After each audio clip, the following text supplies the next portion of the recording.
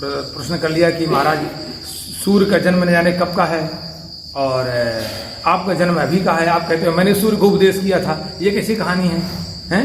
तो तब बताते बताते भगवान ने कहा कि भैया तुमको पता नहीं है, तुम्हारे मेरे बहुत सारे जन्म बीत गए हैं, लेकिन तुम उनको नहीं जानते हो, मुझे पता है।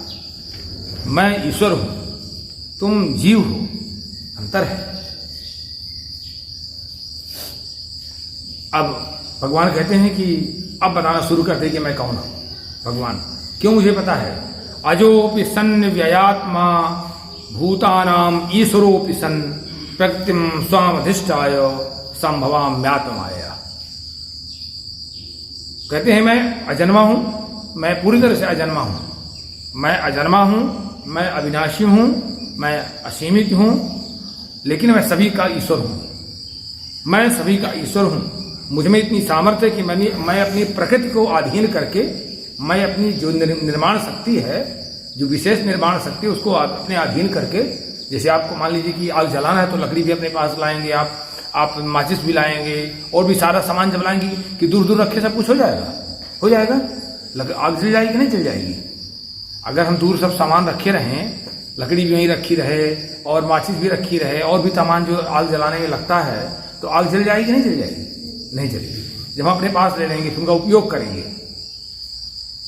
तो यही चीज भगवान कहते हैं कि मैं जो मेरी विशेष निर्माण शक्ति है, जिसके द्वारा मैं निर्माण करता हूं, उस प्रकृति को मैं अपने अधीन करता हूं, पहले उसके अंडर करता हूं, अंडर कस्टडी में लेता हूं उसको, और फिर मैं अपनी योग माया के माध्यम से फिर मैं प्रकट होता हूं, मानव के रूप में या किसी के रूप में प्रकट होता हूं। जितना जिसमें अंश उतना उसमें ईश्वरत्व का भाव होता है। कहते हैं मैं क्यों प्रकट होता हूं? इसके लिए मैं प्रकट होता हूं, मेरे लिए भी कारण बनता है। कहते हैं पहले कारण ये बनता है कि यदा यदा हि धर्मस्य ग्लानिर्भवति भारत अभ्युत्थानमधर्मस्य तदात्मानं सृजाम्यहम्। कहते हैं पहले धर्म का ह्रास होना शुरू हो जाता है, जो नेचुरलिटी है जो वो सब समाप्त होना शुरू हो जाती है, जो वास्तविकता है सब समाप्त होना शुरू हो जाती है। धर्म की ग्लानि होना शुरू हो जाती है, हानि होना शुरू हो जाती है, और अधर्म जो है बढ़ना शुरू हो जाता है। ये नहीं कि पूजा पाठ सब बंद हो गया, वो तो पूजा पाठ तो सब बंदे हो जाएगा। धर्म के अंतर्गत आता है, सुबह जितने भी प्रकृति के नियम हैं वो सब धर्म के अंतर्गत आते हैं। सारे प्रकृति के नियम ध्वस्त कर देता है समाज। सुबह जागने से लेकर सोने तक में, सत्य बोलने से लेकर के सारे नियम ध्वस्त कर देता। धीरे धीरे धीरे वही धर्म शुरू हो गया। दूसरे को पीड़ा देने लगेगा, अपने स्वार्थ के लिए दूसरे का हित करेगा, अपने स्वार्थ के लिए दूसरों को ठगेगा, बदमाशी करेगा, सब कुछ करेगा, सब कुछ। वो नहीं विचार करेगा कितना गरीब आदमी ठग देगा। तो मतलब सब कुछ पूरा का पूरा सिस्टम खराब हो जाता है। तो भगवान कहते हैं कि जब जैसे जैसे धर्म की ग्लानि होती है, मतलब हानि होना शुरू हो जाती है और अधर्म का उत्थान होना शुरू हो जाता है, तब फिर मैं धर्म की स्थापना के लिए तदात्मानं सृजाम्यहम्, मैं जो है अपना सृजन करता हूं। मैं लोगों के सामने साकार रूप में प्रकट होता हूं, साकार रूप में। बस कहते मेरा काम भी है भगवान। बस देखिए भगवान हमारी मदद करने लगेंगे। क्या कहते हैं भगवान? परित्राणाय साधूनाम विनाशाय च दुष्कृताम धर्म संस्थापनार्थाय संभवामि युगे युगे। कहते हैं मैं सज्जन व्यक्तियों की रक्षा करता हूं। बस सज्जनता बढ़ाते जाइए धीरे धीरे, आप अपने में सज्जनता बढ़ाते चले जाइए, धीरे धीरे बढ़ेगा। समझौता ना करिए कुछ नहीं। आज हम यहां तक सज्जनता में पहुंच गए, तो इसके आगे अब इससे कम तो नहीं होंगे, इससे कम तो नहीं होंगे, चाहे जो हो जाए। हम जनता का मतलब उत्तम आचरण, सज्जनों जैसा आचरण, इतना आचरण में पहुंच गए तो इससे पीछे तो नहीं होंगे, बैक नहीं होंगे। नहीं बैक होंगे फिर हमको वहीं शुरू करना पड़ेगा, चाहे जो हो जाए। तो कहते हैं तो इस तरह फिर बढ़ना लगता है व्यक्ति। तो परित्राणाय साधूनाम, कहते हैं सज्जनों के परित्राणाय, मैं उनकी चारों ओर से रक्षा करता हूँ। त्राणाय के लिए कह सकते थे भगवान, लेकिन उन्होंने कहा परित्राणाय, मैं चारों ओर से रक्षा करता हूँ उसकी, कहीं उसको कुछ नहीं होने देता उस समय, पूरा योग और क्षेम का वाहन करता हूं मैं। तो और दुष्कृताम विनाशाय, और दुष्टों के जो दुष्कर्मी लोग हैं, दुष्कृताम में जो दुष्कर्मी लोग हैं, जो बुरे आचरण करने वाले लोगों के विनाश करने के लिए, उनका पतन करने के लिए, बराबर मैं, और धर्म की स्थापना के लिए मैं जिस समय के युग में मैं जन्म लेता हूं, हर युग में हर क्षण में जन्म लेता हूं, किसी न किसी स्वरूप में। देखिए भगवान के आश्रित होने का एक बहुत बड़ा फल मिलता है। आप भगवान पर आश्रित हो जाइए, सब उन्हीं पर, उन पर आश्रित हो जाइए। काम तो करना पड़ेगा आपको, लेकिन उनके आश्रित होने का अभ्यास करना पड़ेगा। जप के माध्यम से, नाम रूप लीला धाम के माध्यम से। तो कहते हैं वीतराग अभयत क्रोधा मनमया मामुपाश्रिता बहवो ज्ञान तपसा पूता मद्भाव मागता। कितना सुंदर भगवान कहते, कितनी बड़ी बात कह रहे हैं। कहते हैं जिन्होंने राग और भय क्रोध से जो बीत हो गए हैं, जो मुक्त हो गए हैं।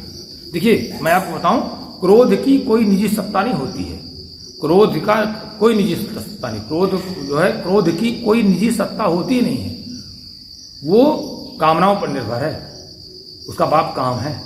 क्रोध की स्वयं की कोई अस्तित्व ही नहीं है। अगर कामनाएं नहीं आपकी होंगी तो क्रोध आपको नहीं आएगा, जैसा है वैसा ठीक।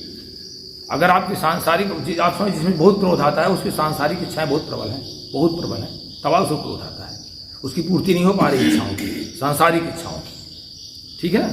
तो समझ लीजिए उसको क्रोध आता है उसको। तो कहते हैं जिन्हें जो राग भय और क्रोध जिनका नष्ट हो गया है, और जो मनमया मां उपासिता, जो अनन्य प्रेम पूर्वक मां उपासा मेरे आश्रित हो गए हैं, ऐसे बहवा ज्ञान तपसा, ऐसे बहुत से ज्ञान के द्वारा, ज्ञान और तपस्या के द्वारा जो पूता हमारे पवित्र हो चुके हैं।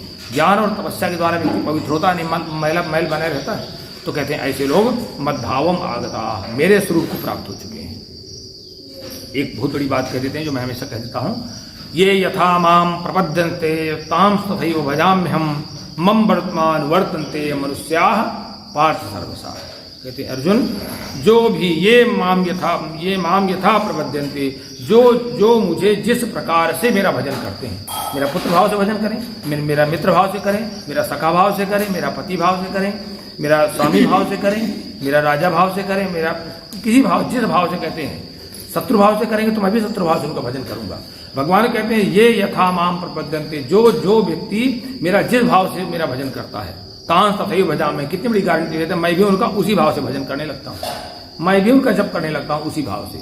क्योंकि मम वर्तमान वर्तन्ते मनुष्या पार्थ सर्वसा। कहते हैं जितने भी संसार में मानव हैं वो सारे के सारे जो है ना मेरे मार्ग का ही उनका अनुसरण करते हैं, चाहे जितना नास्तिक हो, चाहे जितना हो, बाद में क्यों ही आ ही जाता है बात। इसलिए जब आना है तो पहले शुरू कर दो, जितनी जल्दी हो सके उतनी जल्दी शुरू कर दो जब आना है। तो कहते हैं मनुष्य पार्थ सर्वसा, कहते हैं सारे के सारे प्राणी मेरे मार्ग का अनुसरण करते हैं।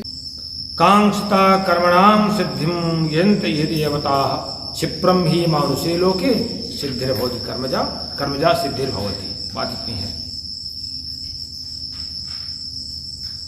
कहते हैं इस मनुष्य लोक में, इस लोक में कर्मों का फल चाहने वाले लोग जो होते हैं वो देवता है जिनते अन्य देवताओं का यजन करना शुरू कर देते हैं। क्योंकि कर्मजा सिद्धि क्षिप्रम भवति, क्योंकि कर्म से उत्पन्न हमारी होने वाली सिद्धि शीघ्र मिल जाती है। तो चातुर्वर्ण्यम मया सृष्टम गुण कर्म विभाग सा तस्य कर्तारम विद्य कर्तारमभ्यम। कहते हैं जो ब्राह्मण क्षत्रिय वैश्य शूद्र इन 4 वर्णों का समूह है ना, ये गुण कर्मों का विभाग पूर्वक मेरे द्वारा रचना की गई है। गुण और कर्मों के अनुसार, गुण और कर्मों के विभाग पूर्वक ब्राह्मण का कर्म अलग दे दिया, क्षत्रिय का अलग दे दिया, वैश्य का अलग दे दिया, जो सेवक शूद्र उसको अलग दे दिया। भगवान ने कहा कि ये इनकी जो रचना मैंने की है ये इनके कर्म पूर्वक की है, मैंने साथ साथ कर्म ही बना दिया है मैंने कि इनको ये करना काम, इनका ये दायित्व है। तस्य कर्तारमाम अव्ययम। तो कहते हैं उसका कर्ता होने पर भी, लेकिन मुझ परमेश्वर को तुम अकर्ता ही जानो। कहते हैं सब कुछ मैंने किया है लेकिन मैं करता हूं, चूंकि उसमें लिप्त नहीं होता। मैं आगे बता देंगे, मैं इसलिए जो आदमी लिप्त नहीं होता अपने को मानता ही नहीं करता। अगर हम उसी में लिप्त रहें तो रात दिन उसमें चिंतन है, मैंने इतना किया, मैं लोग कहते रहते हैं ना, तो फिर वो उसी पर रटते रहते हैं। मैंने इतना किया, मैंने तालाब खुदवाया, मैंने विद्यालय बनवाए, मैंने धर्मशाला बनवाए, मैंने मंदिर बनवाए, मैंने इतने ये किए। ऐसे रावण से कहते नहीं जाता था, मैंने इतनी बार गला काट के सिर काट के चढ़ाया, मैंने इतनी बार ये किया, चिल्लाता नहीं जाता था। ऐसे ये रावण पक्षी लोग ऐसे चिल्लाते रहते हैं। और भगवान राम ने कभी नहीं कहा मैंने बचपन से लेकर के ताड़का सुबाहु को लेकर हाथ मारता चलाया, कभी नहीं कहा। दूसरे लोग गाएंगे, दूसरे लोग उनके गुणों को कहेंगे।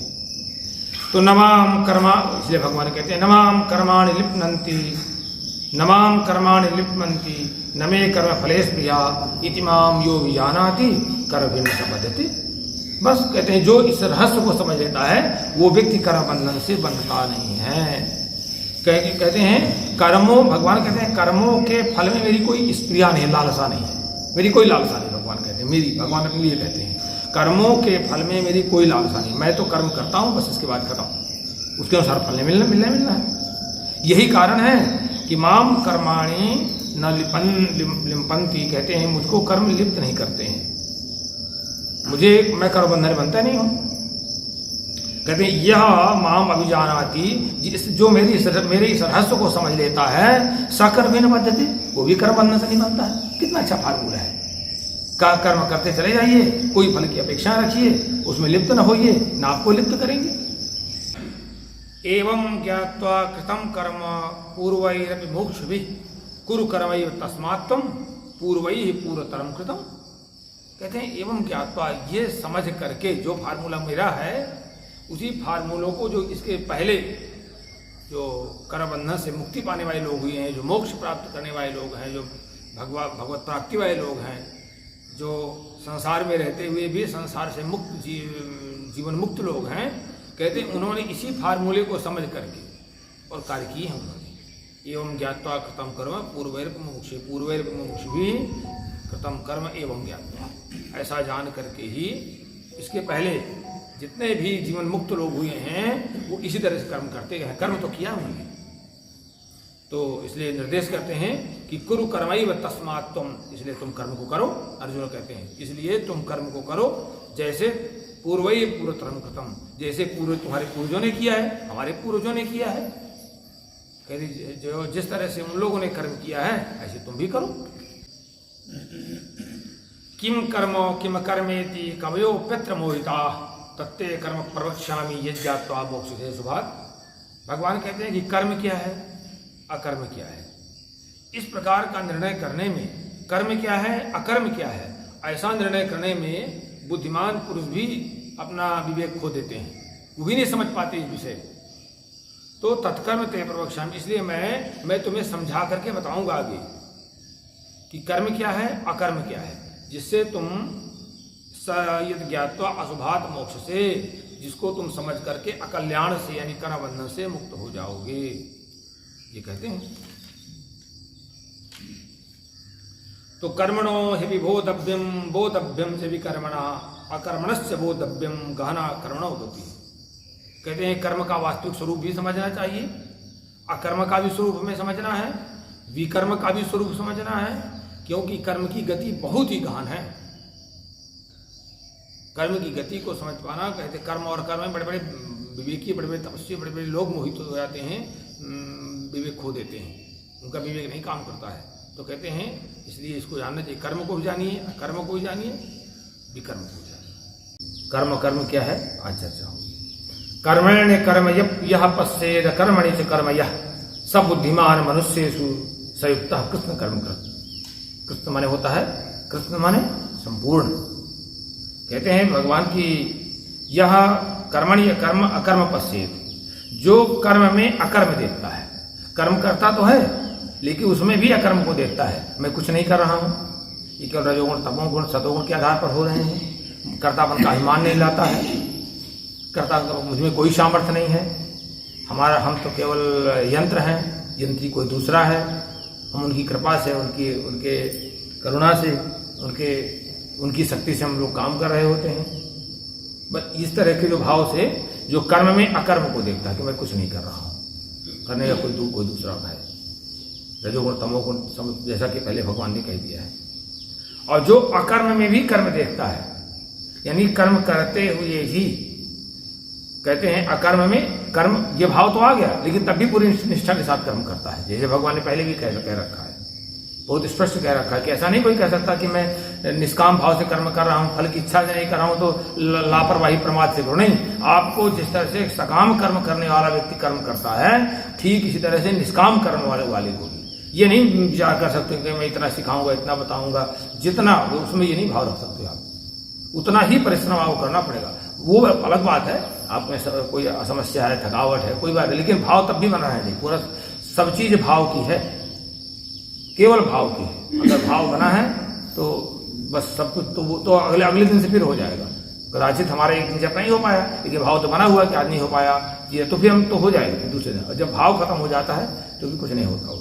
तो कहते हैं अकर्मण कर्म सा मनुष्य बुद्धिमान, ऐसा व्यक्ति बुद्धिमान है, वो मस्त रहता है, उसको कोई समस्या नहीं आती है, ना उसमें अहंकार आने पाता है, ना कोई तनाव आने पाता है। संयुक्त वही योगी है, वही योगयुक्त है, और कृत कर्मकृत समस्त कर्मों को करने वाला हो जाता है। यस्य सर्वे समारंभा काम संकल्प वर्जिता ज्ञानाग्निदग्ध कर्माणम तमाहु पंडितम मुदा। कहते हैं विद्वान लोग जो होते हैं उन्हीं को बुद्धिमान कहते हैं। कितनी अच्छी बात कहते हैं। यस्य सर्वे समारंभा काम संकल्प वर्जिता, जिसने सभी प्रकार के शास्त्र सम्मत कर्मों को, शास्त्र सम्मत, अब आप अशास्त्रीय कर्म करने लगे, किसी को सताने लगे, किसी को ठगने लगे, किसी को शोषण करने लगे, तो आपको स्वयं नहीं पूरा मंत्र पढ़ा जाता है, जाकर वहां मंत्र पढ़ने जा रहे हैं। आपको स्वयं नहीं एक दिन संध्योपासन करते हो, जब करते दूसरे का अनुष्ठान करने पहुंच गए। आप अपने लिए 1% जब नहीं कर रहे, दूसरे जब करने पहुंच गए। ये कौन तरीका है? तो कहते हैं ये सर्वे समारंभा, जिसके संपूर्ण शास्त्र सम्मत कर्म काम संकल्प वर्जिता, कामना और संकल्प रहित हैं। कोई कामना नहीं, काम तो करेंगे लेकिन कोई कामना, उसके फल की इच्छा नहीं। और तो कैसे हो सकता है संभव? ज्ञानाग्निदग्ध कर्माणम, जिसने अपने समस्त कर्म जो है ज्ञान रूपी अग्नि के द्वारा जला दिया है, ज्ञान के द्वारा। ये तो विवेक है। विवेक ज्ञान मतलब विवेक, तत्व ज्ञान, जिसे हमने चर्चा कर दिया। तम बुधा, ऐसे व्यक्ति को बुद्धिमान लोग पंडितम आहु, ऐसे व्यक्ति को पंडित कहते हैं, विद्वान कहते हैं। जाति नहीं होती पंडित को, ये हमेशा ध्यान रखना चाहिए। ये बहुत बड़ी पदवी है, बहुत बड़ी, इसका कभी दुरुपयोग नहीं करना चाहिए। हम त्यक्त्वा कर्म फला संगम नित्य तत्व निराश्रय कर्मण भी प्रवृत्तोपि नैव किंचित करोति। अपने को हमेशा विवेक से काम करना होता है। ऐसा नहीं कभी दूसरा कोई कर रहा है तो उसी तरह हम लोग का, हमारा निजी विवेक, हमारा निजी अस्तित्व, सब कुछ निजी अपना रखना चाहिए। वो शास्त्र सम्मत रखना चाहिए। कोई कैसा करा देखना, उसका परिणाम तुम देख लेना और अपना परिणाम आप देख लेना, स्वयं देख लेना क्या मिलने वाला है। क्योंकि एक एक कर्म का तो फल निश्चित होता जाता है ना। तो कहते हैं त्यक्त्वा कर्म फला संगम, कर्म फला संगम, कर्मों में और कर्मों के प्रति जो आसक्ति, कर्मों में और कर्मों के फल में आसक्ति का त्यक्त्वा, अच्छी तरह से पूरी तरह से त्याग करके, और निराश्रय, आश्रय से रहित हो गया है, केवल एकमात्र भगवान का आश्रय, सांसारिक आश्रय को छोड़ दिया है, केवल एकमात्र भगवत आश्रय। नित्य तृप्तः, हमेशा संतुष्ट है, प्रत्येक परिस्थिति में संतुष्ट है। सकर्मणि, वो कर्म में अभिप्रवृत्ता, अपि कर्म में लगा हुआ भी, किंचित एव न करोति, वो कर्म नहीं करता, उसको ये कर्म बंधन से बनता ही नहीं है। वो ऐसा व्यक्ति कर्म बंधन से बनता ही नहीं। कितना अच्छा, उसको नहीं तनाव होगा, ना कहीं कुछ, अपने आराम से मस्ती मस्ती में काम करता रहता है। निराशीर्यत चित्तात्मा त्यक्त सर्व परिग्रह शारीरम केवलम कर्म कुर्वन्नाप्नोति किल्बिषम्। कहते हैं जिसने अपने अंतःकरण और इंद्रियों के सहित शरीर को जिसने जीत लिया है, मन भी उसके वश में है, उसकी इंद्रियां उसके वश में है, उसका चित्त उसके वश में है, अहंकार कोई बातें नहीं रह जाएगी, उसकी बुद्धि उसके वश में है। और त्यक्त सर्व परिग्रह, जिसने अपने सांसारिक वासनाओं, सांसारिक भोग विलास के लिए सामग्री का संग्रह करना त्याग दिया है, अपने विलासता के लिए, जिसने अपने भोग विलास के लिए, सांसारिक वासनाओं, सांसारिक तृप्ति के लिए, इंद्रियों की तृप्ति के लिए, आवश्यकता के लिए तो ठीक है, लेकिन इंद्रियों की तृप्ति के लिए जिसने सभी भोग सामग्री को परित्याग कर दिया है, निराशी, आशा रहित होकर के, सांसारिक आशा है, केवलम शारीरम कर्म करो, केवल शरीर संबंधी कर्म करता हुआ, शरीर की आवश्यकता है जो लेता हुआ, शरीर से कर्म भी करता हुआ, ऐसा भी किल्बिषम् नाप्नोति, कर्म में पाप को नहीं प्राप्त होता है। कहते हैं उसको कैसे अपना बनाना चाहिए स्वभाव? यदृच्छा लाभ संतुष्टो द्वंद्वातीतो विमत्सरा समा सिद्धाव सिद्धौ च कृत्वा विनिबध्यते। कहते हैं जो सहज भाव में जो कुछ प्राप्ति हो जाए, यदृच्छा लाभ संतुष्टो, कोई कामना नहीं, कोई इच्छा नहीं, सहज भाव में जो प्राप्त होता चला जाए, उसको फिर जिम्मेदारी से करो, सहज भाव में। अगर आप सहज भाव से नहीं प्राप्त करने सहज में, तो उसमें कंपटीशन बढ़ जाएगा, आप में तनाव बढ़ेगा, आप में अशांति बढ़ेगी, आप में निद्रा बढ़ेगी। आपको सहज भाव से मिल गया, आपको कोई जिम्मेदारी, तो उसको अच्छे ढंग से निर्वाह करिए सहज भाव से। यदृच्छा लाभ संतुष्ट, और द्वंद्वातीतः, हर्ष और शोक इन द्वंद्वों से सर्वथा परे हो गया हो। सिद्धौ चाहे असिद्ध हो, सिद्धि अवस्था में काम सिद्ध हो गया तो ठीक, नहीं हो गया तो भी सहज भाव में रहने वाला प्रयत्न करते रहा। विमत्सरा, ईर्ष्या से रहित, विमत्सरा ईर्ष्या से रहित होकर के और समत्व भाव में रहने वाला, कर्म से समत्व भाव में रह के काम का कार्य करने वाला कर्म बंधन से नहीं बनता है। और गत संगस्य मुक्तस्य ज्ञानावस्थित चेतसा यज्ञाय आचरतः कर्म समग्रम प्रविलीयते वाह।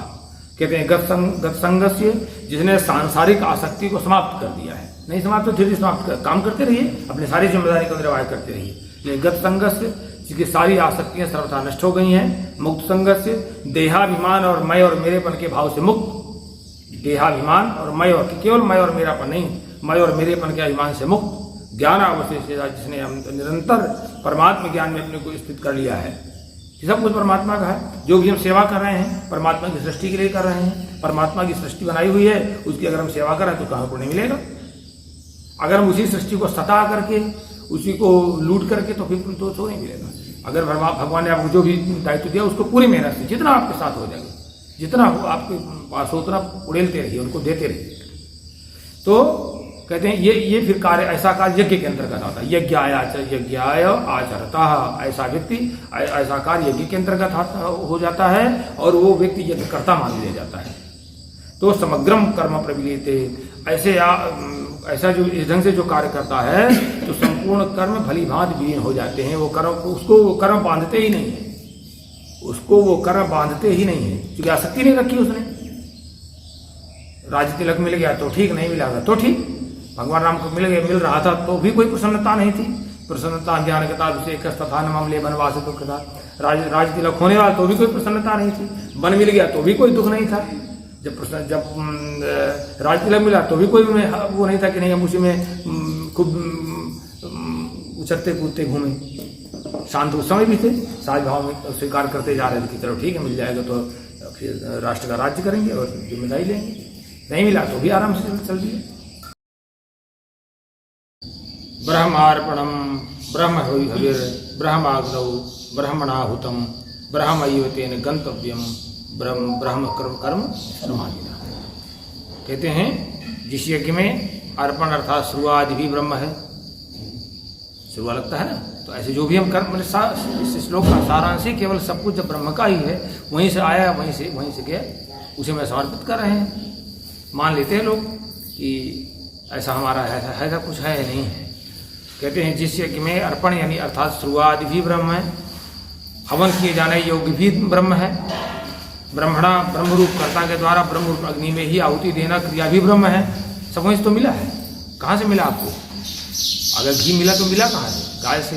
गाय तो कहाँ से आ गया? गाय ने चारा लिया, अनाज लिया, पानी लिया, वो कहाँ से लिया? वो पंच सृष्टि से लिया, वो कहाँ से आया? सब भगवान का दिया हुआ प्रकृति से मिला। सब कुछ वही है, स्रोत वही उसका यही है। तो जब वही तो वहीं समर्पित है। और जब इतना नहीं समझ पाते हैं तो कहेंगे मेरी गाय, अभी मेरी गाय का दूध अभी मैंने खिलाया कि वो मैं चिल्लाता रहता हूँ। वह जबकि समझना सही है कि ये सब भगवान का है। ये लोग कहे सब भैया भगवान का है। गाँव में लोग कहते थे भैया मेरा कुछ नहीं है, भगवान का है। तो तेन ब्रह्म कर्म समाधिना गंतव्यम, ब्रह्म कर्म में स्थित रहने वाले योगी जो है ये फल को भी ब्रह्म का मानते हैं। कहते कुछ लोग इस तरह से, कुछ लोग क्या करते हैं, दैवमेवा परे यज्ञम योगिनः पर्युपासते ब्रह्माग्नाओ परे यज्ञम यज्ञेन नैवो जुह्वति। कहते हैं कुछ योगी जन जो है देवताओं के पूजन रूप में, और कुछ अन्य योगी जन परब्रह्म परमात्मा रूप अग्नि में, और कुछ यज्ञ का ही भली बात अनुष्ठान किया करते हैं। और यज्ञेन यज्ञम उपजुह्वति, कुछ लोग यज्ञ के द्वारा ही आत्मरूप यज्ञ का हवन किया करते हैं। कुछ लोग कैसे करते हैं, ये भी यज्ञ हो गया। और कुछ लोग कैसे क्या करते हैं, जो इंद्रियों का संयम रूप यज्ञ करते हैं। जब तक आप इंद्रियों को संयम नहीं कर पाएंगे तो केवल अपने लिए सोचते रहेंगे, आप अपने सुख के लिए, फिर दूसरे के लिए कहाँ सोच पाएंगे? अभी तो हमारी ही सुख की पूर्ति नहीं हुई ना। तो कहते हैं श्रोत्रादीन इंद्रियाण्य संयमाग्निजुहति शब्दादीन विषयान्य इंद्रियाग्नि जुहति। कहते हैं कुछ योगी जन क्या करते हैं कि कान, नाक, आंख, जिह्वा, त्वचा इत्यादि जो समस्त इंद्रियों का जो संयम रूपी अग्नियों में हवन किया करते हैं। संयम रूपी जो अग्नि है उसमें इंद्रियों की लालच को, इंद्रियों के चाह को हवन करते रहते हैं। संयम हो गई अग्नि, और जो हमारी इंद्रियां चाहती हैं, इंद्रियां तो हमेशा चाहेंगी ना, तो आवारा घूमना चाहती हैं, तो उनको जो संयम है, संयम रूपी अग्नि में इंद्रियों की जो भागदौड़ है, इंद्रियों की जो भागम भाग, इंद्रियों की जो लालसा है, तृष्णा है, लालच है, उसको कुछ लोग हवन किया करते हैं। तो अन्य जो दूसरे जो लोग हैं, शब्दादि विषयान, शब्दादि विषयों को इंद्रिय रूप अग्नियों में हवन किया करते हैं। कुछ लोग सीधे इंद्रियों को सीधे बस, भाव ये है, कुछ लोग इंद्रियों को सीधे बस में करते हैं, और कुछ लोग क्या करते हैं कि इंद्रियों को विषयों की ओर नहीं भागने देते हैं। कि अब कोई रूप उसको अच्छा लगा, कोई दृश्य उसको अच्छा लगा, कोई स्थिति अच्छी लगी तो उसी और उसी का चिंतन करेगा। ये मन की स्थिति बड़ी विचित्र है कि इंद्रियों के माध्यम से विषय ग्रहण करता है, और जिसको ग्रहण कर लेगा उसको अपने यहाँ उतार लेता है मन में, फिर उसका चिंतन, फिर जब भर लिया फिर चिंतन आया उसी का, तो फिर वहीं से गया इंद्रियों के पास, फिर इंद्रियों ने और डबल और ढंग से उसको करना शुरू किया, फिर लौट के आया, फिर यही चलता रहता है। चक्र, इसी का नाम संसार है। इंद्रियों का विषय ही यही है, वो सांसारिक विषयों को दौड़ेंगी और फिर उससे उसको ग्रहण करके मन को पहुंचा देंगे, मन उसको कलेक्ट कर लेगा, और फिर जो है मन से वहीं जाएंगे, फिर उसी ऐसे चलता रहता है इनका व्यापार, ऐसा क्रम ऐसे चलता रहता है। तो कुछ लोग इस तरह करते हैं कि सीधे इंद्रियों पर संयम करके इंद्रियों को भाग दौड़ नहीं करते हैं। तो कुछ लोग क्या करते हैं, नहीं अभी इतनी यहाँ तक पहुँच जाए तो पहले इंद्रियों के विषयों को रोकते हैं, रूप, रस, गंध, शब्द, स्पर्श, इसको रोकते हैं, तो उनको इंद्रियों में समाहित कर देते हैं, इंद्रिय रूप अग्नियों में हवन किया करते हैं। ऐसा है। भगवान कहते हैं अर्जुन से, नहि ज्ञानेन सदृशम पवित्रमिह विद्यते तत्स्वयं योग संसिद्धा काले नात्मनि विन्दति। वाह। कहते देखो अर्जुन, इस संसार में जो तत्व ज्ञान है, इस तत्व ज्ञान के समान पवित्र करने वाला कुछ भी नहीं है। उससे ज़्यादा शुद्धि किसी से नहीं होती। आत्मशुद्धि जो होती है वो ज्ञान के माध्यम से, विवेक के माध्यम से। और कहते हैं कालेन योग संसिद्धा, कहते हैं इस कितने ही लोग जो है काल से कर्मयोग के द्वारा योग संसिद्धा, अपने अंतःकरण कर्मयोग के माध्यम से निष्काम कर्म करके अपने स्वार्थ, अपनी इंद्रियों की पूर्ति के लिए कार्य नहीं किया जाना चाहिए। तो कहते हैं देखिए, कर्म तो हुआ जो हम केवल अपने लिए, अपने स्वार्थ के लिए, अपने इंद्रियों के सुख के लिए अपने लिए करते हैं, वो तो कर्म हो गया। और जैसे ही उसमें योग जुड़ जाएगा तो क्या हो गया, फिर वो निस्वार्थ हो गया। कर्म तो करेंगे लेकिन उसके पीछे फल की बिल्कुल इच्छा नहीं रहेगी, बिल्कुल भी, फिर वो दुख का कारण नहीं बनता है, वो दुख का कारण नहीं बनता है, क्योंकि हमने जो भी काम किया वो उसमें फल की इच्छा नहीं रखी। हमने कोई फल की इच्छा नहीं, हमने ईमानदारी से, निष्ठा से, बहुत अच्छे तरीके से, पूरी लगन से, पूरी, जो भगवान ने आदेश किया है ना कि जिस तरह से सकाम कर्मयोगी काम करता है, जिस सकाम कर्म करने वाला, इच्छाओं को लेकर काम करने वाला जितना परिश्रम, जितने लगन, जितनी मेहनत से काम करता है, इसी तरह से आप ये नहीं कह सकते कि मैं निष्काम कर्म कर रहा हूँ, फल की इच्छा तो मैं फिर ना, उतनी ही लगन से करना पड़ेगा, उतनी ही लगन से, तब उसका कहते हैं आपको लाभ मिलेगा। वो भी कपट की श्रेणी में आ गया, कपट की। तो कहते हैं इस तरह से अंतःकरण शुद्ध होकर के और व्यक्ति आत्मनि विन्दति, आत्म सुख प्राप्त कर लेता है। अगला लोग कहते हैं, इतना लोग श्लोक याद बहुत किए रहते हैं, चौथा गीता का चतुर्थांश बहुत याद, लेकिन नहीं, पूरा समझिए। श्रद्धावान लभते ज्ञानम तत्परः संयतेन्द्रिया ज्ञानम लब्ध्वा पराम शांतिम अचिरेणाधिगच्छति। ये श्लोक पूरा परम शांति को प्रदान करने वाला है। कहाँ से लेके जाता है? पहला कहता है श्रद्धावान लभते ज्ञानम, श्रद्धावान ज्ञान को प्राप्त करता है, लेकिन इसके साथ दो चीज़ों लगा दी भगवान ने सर, तत्परः, उसमें तत्परता होनी चाहिए, और संयतेन्द्रिय, अपने आप को बस में रखना चाहिए, अपनी इंद्रियों को काबू में रखना चाहिए। नहीं, श्रद्धा नहीं हो सकती, आप तत्पर नहीं रह सकते। जैसे इंद्रियों सुख में लग जाएंगे आप में विचलन शुरू हो जाएगा। इसलिए भगवान ने 3 शर्तें एक साथ लगाई हैं।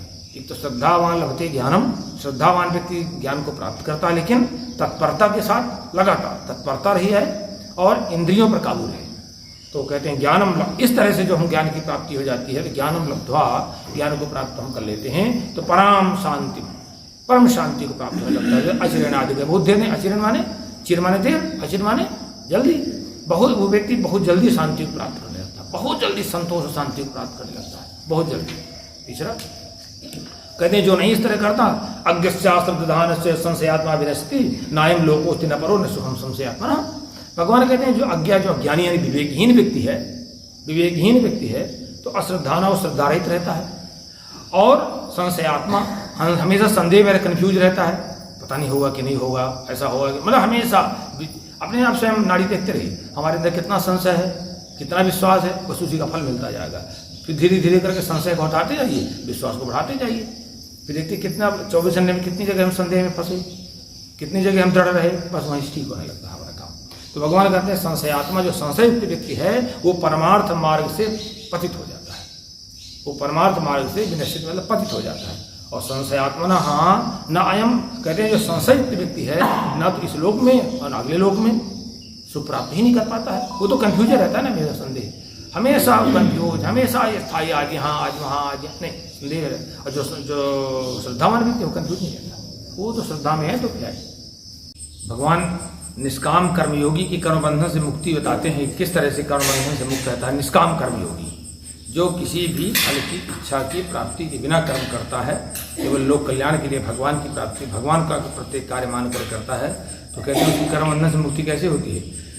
योग संन्यस्त कर्माणम ज्ञान संचिन्न संशयम आत्मवंतम च कर्माणि निबद्धन्ति धनंजय।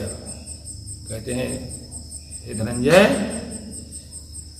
जिसने योग संन्यस्त कर्म योग की विधि से समस्त कर्मों को, संन्यस्त कर्मणाम समस्त कर्मों को परमात्मा में रख दिया है, सुरक्षित कर दिया है, ट्रस्ट कर दिया है, भगवान पर ही जिन्होंने समस्त कर्मयोग की विधि से कर्म करते हुए, शर्त क्या लगाई, कर्मयोग की विधि से कर्म करते हुए, निष्काम कर्म करते हुए, और फिर उसने जो काम किए, जो भी किया हो भगवान को समर्पित, हमने आपके लिए किया, आपकी सृष्टि के लिए किया, आप।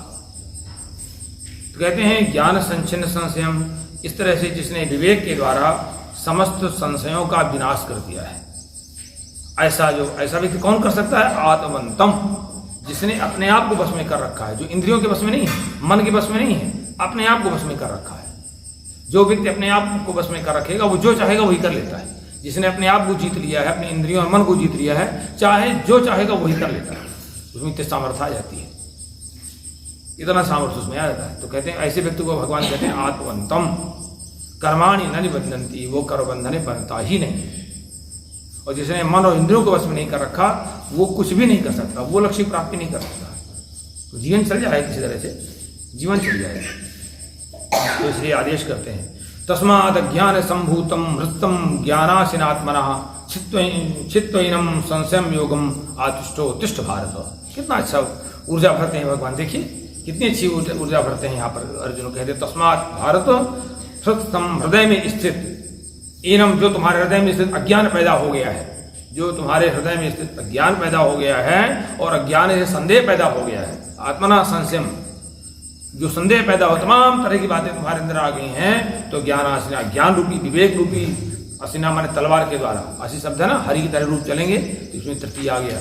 तो कहते हैं भगवान की असिना ज्ञान रूपी तलवार के द्वारा, ज्ञान रूपी कृपाण के द्वारा छेद करके, और योगम आतिष्ठ, योग में स्थित हो जाओ तुम, समत्व रूपी योग में, समत्वम योग उच्चते, कहते हैं योग में तुम स्थित हो जाओ, उत्तिष्ठ, खड़े हो जाओ संघर्ष करने के लिए। डिप्रेशन रह ही नहीं सकता, उत्साहीनता हो ही नहीं सकती गीता पढ़ने वाले, कोई प्रसंग है। संन्यासम कर्मणाम कृष्ण पुनर्योगम च संससी ये तयोरेकम तन्मे ब्रूहि सुनिश्चितम।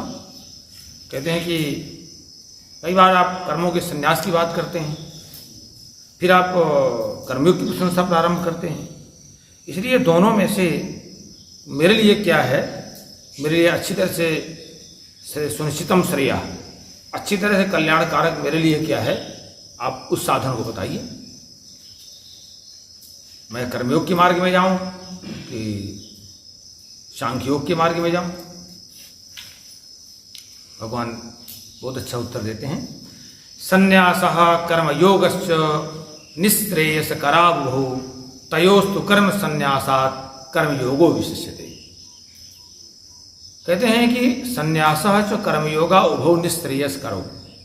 कहते हैं कर्म संन्यास और कर्मयोग दोनों ही परम कल्याणदायक हैं, कर्म संन्यास और कर्मयोग। यानी जो हमने कार्य किया उसमें कर्तापन का अभिमान न हो,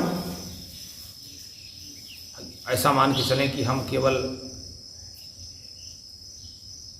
यंत्र हैं, यंत्री कोई दूसरा है, संचालक कोई दूसरा है, हमारा कुछ नहीं, जो करवा रहा है करते जा रहे हैं, अच्छे से अच्छा करेंगे, जो करा रहा है उसी से निरंतर प्रार्थना करते हैं कि आप हमसे अच्छा से अच्छा करवाइए, आप हमको अच्छी से अच्छी प्रेरणा दीजिए, निरंतर जो आपने हमको दायित्व दिया है, जो आपने संसार में भेजा है, तो हमसे अच्छा से अच्छा करवाइए। तो एक इसको कहते हैं भगवान की, इसको नाम है कर्म संन्यास, जिसमें कर्तापन का अभिमान ना हो। और दूसरा कहते हैं कर्मयोग, मैंने प्रत्येक कार्य समत्व बुद्धि से किया जाए और भगवान को समर्पित कर दिया जाए। प्रत्येक कार्य समत्व बुद्धि से किया जाए, हानि लाभ जय पराजय राग द्वेष सबसे मुक्त होकर के कार्य अच्छी तरह से कर रहे हैं, जो परिणाम आएगा देखा जाएगा। अगर अच्छा होगा कर्म तो वैसे परिणाम आएगा। हो सकता है सफलता एक बार दो बार में नहीं मिले, तो हो सकता है बलवत पुरस्कार न देवमप्यति बरते, पुरुषार्थ अभी हमारा कमजोर हो, हमारा प्रयास कमजोर हो, कहीं ना कहीं त्रुटिपूर्ण हो, कहीं ना कहीं हमारा प्रयास त्रुटिपूर्ण हो, गलत हो, इसलिए हम और अच्छे से प्रयास करेंगे। तो कहते हैं इस तरह से जो कार्य करता है, तो कहते हैं तू तयो कर्म संन्यासात कर्मयोगा विशिष्यते। कहते हैं कि उन दोनों में कर्म संन्यास से कर्मयोग बहुत विशिष्ट है, क्योंकि कर्मयोग सुगम है, कुछ नहीं, प्रत्येक कार्य को समत्व बुद्धि से कार्य करना है और भगवान को समर्पित कर देना है। प्रत्येक कार्य भगवान का मान के करना है और भगवान को समर्पित कर देना है और बुद्धि समत्व रखनी है, इतना है उसमें। और उसमें तो काफीपन है कि तो अपने आप वो अपने आप सिद्ध हो जाता है। जो कर्म संन्यास है कर्मयोग से अपने आप सिद्ध हो जाता है, कर्तापन का अभिमान अपने आप समाप्त हो जाता है। जो हमारी चीज़ है ही नहीं, उसको कई बार हम हमेशा अपना मान लेते हैं। गलती हमसे ये होती है, जो चीज़ जो व्यक्ति हमारा कोई संबंध में रहा ही नहीं और हम उसको अपना मान लेते हैं, बस उसी पर आसक्ति जोड़ लेते हैं, उसी पर लगातार चिंतन करने लगते हैं, उसी के विछोह से हम दुखी होने लगते हैं, उसी के मिलने से खुश होने लगते हैं। ये चीज़ें हैं, क्योंकि हमारा सांसारिक लगाव है ना, उसे सांसारिक। अगर हमारा आध्यात्मिक लगाव हो तो ऐसा नहीं होता। हमें पता है कि वो शरीर नहीं है, आत्मा है, उसको पता है। जब हम केवल व्यक्ति को शरीर से मोह करते हैं तो फिर हमको दिक्कत आती है। अगर हम ये मानते हैं ये शरीर नहीं है, व्यक्ति ये शरीर नहीं है, अगर हम शरीर से किसी से लगाव कर रहे हैं तो फिर गड़बड़ है। अगर उसकी सौंदर्य देख करके, उसकी आयु देख कर, कुछ भी देख करके अगर, तो फिर गड़बड़ है। पता है कि शरीर एक दिन स्थायी रहेगा नहीं, आज ऐसा है कल बुढ़ा जाएगा, करो पता नहीं। अगर हम उसकी आत्मा से लगाव करते हैं, उसमें जो परमात्मा निवास कर रहा है उससे लगाव रखते हैं, तब तो बहुत अच्छा रहता है। तो भगवान कहते हैं कर्मयोग का महत्व बता रहे हैं।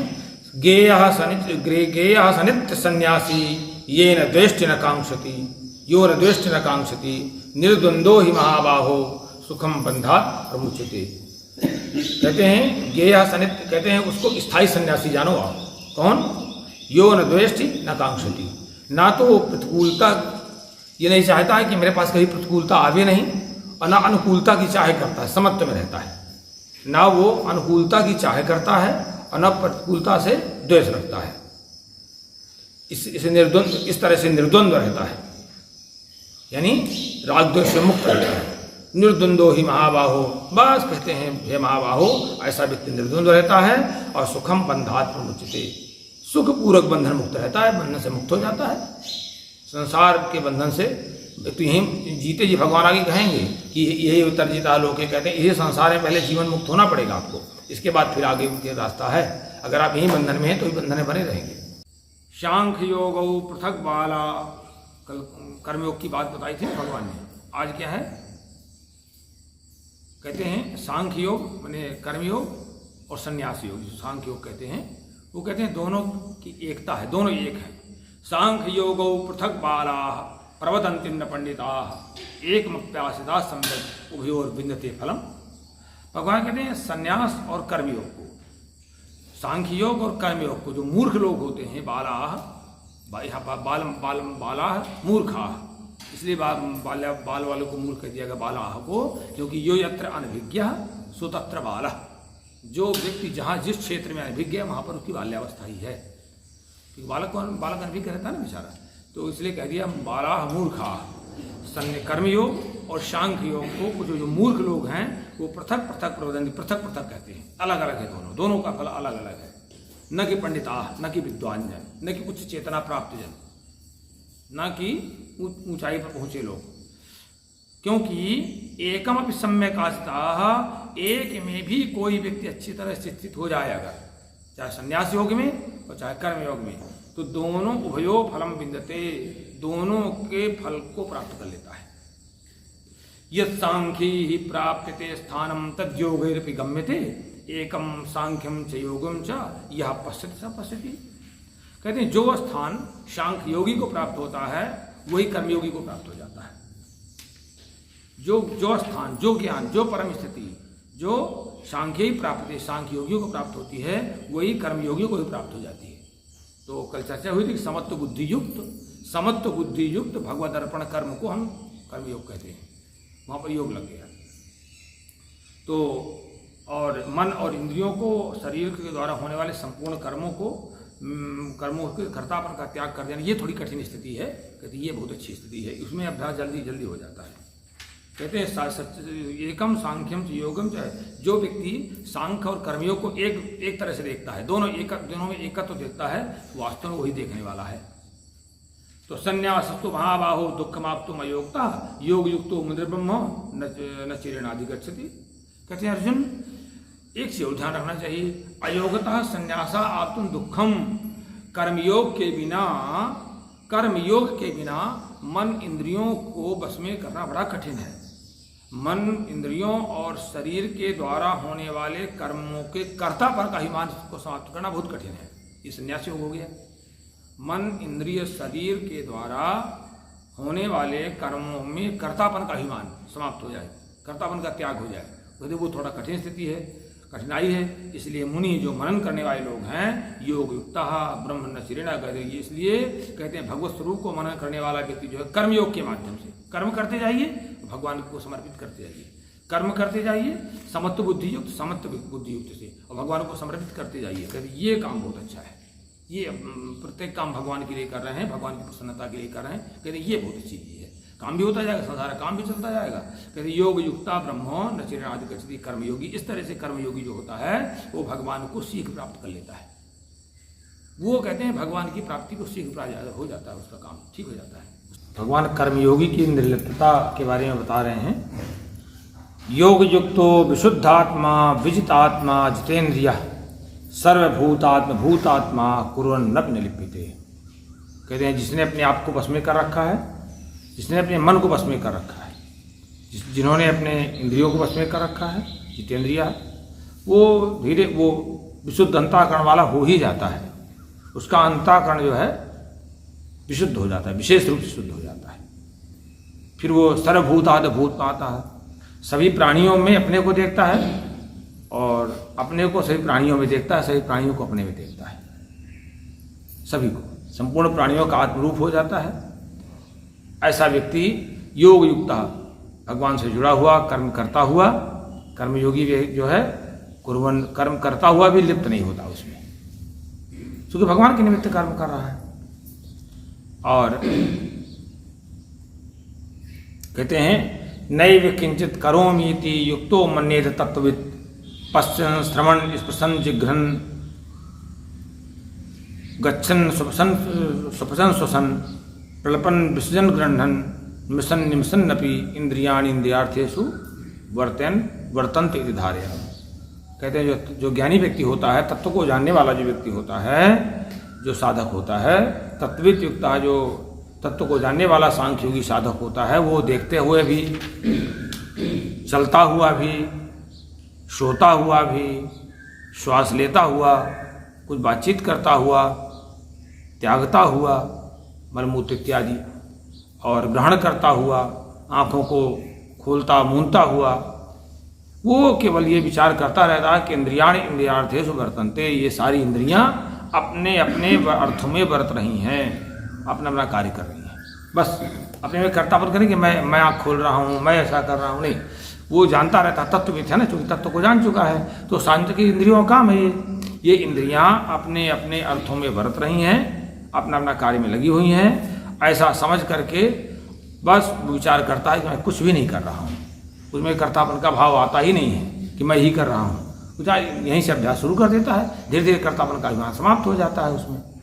अब चर्चा भगवान ये कर रहे हैं कि भगवदर्पण बुद्धि के माध्यम से कर्म करना चाहिए। जो भी कर्म करिए भगवान का मान करके और भगवान को ही समर्पित कर दीजिए, तो उसमें तो ईमानदारी बनी रहती है, जो कि हम काम भगवान के लिए कर रहे हैं। जैसे हम बहुत नास्तिक और अभागी व्यक्ति हो, ये इसकी वैज्ञानिकता क्या है? इसकी वैज्ञानिकता ये है कि जैसे कोई बहुत अभागी आदमी हो तो चाहे भगवान का काम करने से सफाई के लिए कह दिया गया, अगर उसका मन है सफाई करने का, मन है उसका, तो पूरी लगन से सफाई करे कि नहीं करेगा? सोचे कहीं यहाँ का भगवान का काम कर रहा हूँ ना, यहाँ कचरा न रह जाए, यहाँ पर यह न रहे, बहुत अच्छे ढंग से।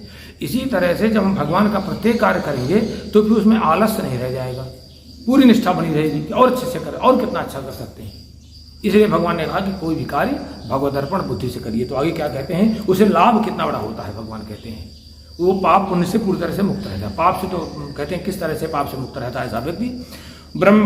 ब्रह्मण्याधाय कर्माणि संगम त्यक्त्वा करोति यः लिप्यते न स पापेन पद्मपत्र मिवाम्भसा। बात यह है कि ऐसा व्यक्ति जैसे कमल का पत्ता पानी में रहता है लेकिन पानी से टच नहीं करता है, पानी से डाल तो नीचे चला जाएगा ना। पत्ता जो है कमल का, कमल में ही पानी में ही रहेगा, लेकिन उसे पानी स्पर्श नहीं का। ये दो चीजें देख लीजिएगा। जैसे रात में तालाब में पानी बहुत भर गया, बरस गया, वर्षा हुई, तो देखिए वो पत्ता तुरंत ऊपर आ जाएगा। पानी में ही पैदा होता है लेकिन पानी से स्पर्श नहीं करता, तुरंत ऊपर आ जाएगा। ये बहुत बड़ी विशेषता है उसकी। दूसरा, ऊपर पानी डालिए तो धनक जाएगा। तो कहते हैं इसी तरह से वो व्यक्ति को किसी तरह का पाप नहीं लगता है, कोई पाप नहीं लगता उसको। कितना अच्छा साधन बता रहे हैं, एक सूत्र है गीता में। काम कैसे करना है?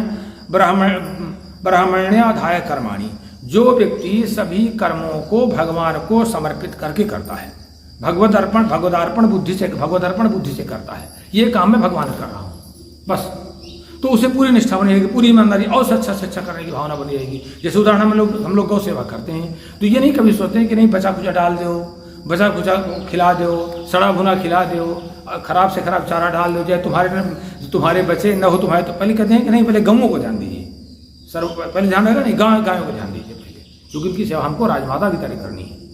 तो ये भाव बना रहता है। ये बहुत हम विद्यार्थियों को पढ़ा रहे हैं तो हमें भाव रहे कि अधिक से अधिक कितना अच्छा पढ़ा दें, क्योंकि हम भगवान का काम कर रहे हैं ना, भगवान का कार्य कर रहे हैं। तो ये भगवान कहते हैं कि ब्राह्मण्याधाय कर्माणि, जो व्यक्ति कोई भी कर्म को भगवान को आधारित बना करके, भगवान को अर्पित करके, भगवान में आधान करके जो कर्म करता है, उसको एक तो आसक्ति नहीं होती है, संगम त्यक्त्वा, आसक्ति तो स्वयं छोड़ देना चाहिए। दूसरा, उसकी आसक्ति नहीं होती, गुस्से में कोई सांसारिक सुख मिले, कोई वासनात्मक प्रवृत्ति नहीं बनती उसकी। एक तो ये फायदा होता है। और कहते हैं उसको तीसरा लाभ क्या मिलता है? स अम्बसा पदपत्रम इव लपापे निप्यते, ऐसा व्यक्ति जल से कमल के पत्ते की भांति पाप से लिप्त नहीं होता। पाप कहाँ पर होता है? वासना में। पाप कहाँ मिलता है? आसक्ति में। जब हम स्वार्थ के लिए करते हैं, जब स्वार्थ बुद्धि से करते हैं, अपने वासनात्मक शुद्धि के, अपने परिवार के, अपने इंद्रियों के, अपने शरीर के सुख के लिए करते हैं, तो वहाँ पर पाप लगता है, वहीं पाप होता है और चाहे होती है। कोई भी इंद्रिय कभी संतुष्ट नहीं होती है। कभी देख लेना, कभी ठंडी हवा लगे तो कभी संतुष्ट नहीं होगी, अरे त्वचा कभी संतुष्ट नहीं होगी, वो लगा और मिलती रहे और मिलती रही। ये इंद्रियों का सिस्टम है, मन की व्यवस्था है। मन जो है नवम चाहता है, हमेशा मन का एक स्वभाव है, नया ढूंढता है। तो जब उसकी आदत जानते हैं कि नया ढूंढेगा ये, हम क्यों उसी चक्कर में पड़े?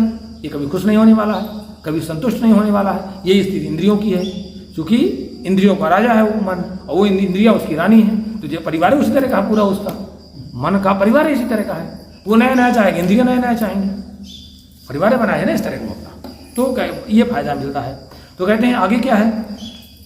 कायेन मनसा बुद्ध्या केवलैरिन्द्रियैरपि योगिनः कर्म कुर्वन्ति संगम त्यक्त्वापि शुद्धये आत्मशुद्धये। अंतिम जो बात भगवान की बात है उसको कहते हैं आत्मशुद्धये। कर्म योगी को केवल इंद्रियों के द्वारा, काम तो इंद्रियों के द्वारा ही होगा, मन के द्वारा होगा, हाथ पैरों से द्वारा हो, बुद्धि के द्वारा होगा। तो कहते हैं काम तो हो करना पड़ेगा, लेकिन कहते हैं जो कर्म योगी व्यक्ति होता है वो इंद्रिय, मन, बुद्धि और शरीर के द्वारा संगम तत्व, आसक्ति को त्याग कर, सांसारिक वासनामय प्रवृत्ति को छोड़ करके उसको छोड़ देगा, काम तो नहीं करेगा। लेकिन उससे ये नहीं सोचेगा हमारी इंद्रियों को सुख मिले, तो संगम त्यक्त्वा आत्मशुद्धये कर्म कुर्वन्ति, केवल आत्मशुद्धि के लिए, अंतःकरण की पवित्रता के लिए कर्म करता है। आप देख लीजिएगा, जब आप कोई काम को अच्छे ढंग से कर पाएंगे तो आपको उस दिन बहुत आत्म शांति मिलेगी। आपको होती कि नहीं होती? अंतःकरण बड़ा अच्छा महसूस होता है। तो कर्मयोगी जो है, और जो आलसी व्यक्ति पता नहीं कैसे टाइम बिताते हैं, भगवान जाने, पता नहीं कैसे लोग होते। तो कहते हैं ऐसा भी आत्मशुद्धये कर्म कुर्वन्ति, उसकी अपने अंतःकरण की पवित्रता के लिए वो कर्म करता रहता है, एक क्षण व्यर्थ नहीं जाने देता। अधिकतम थक गया, अब विश्राम करेगा, लेकिन कर्म करता रहेगा।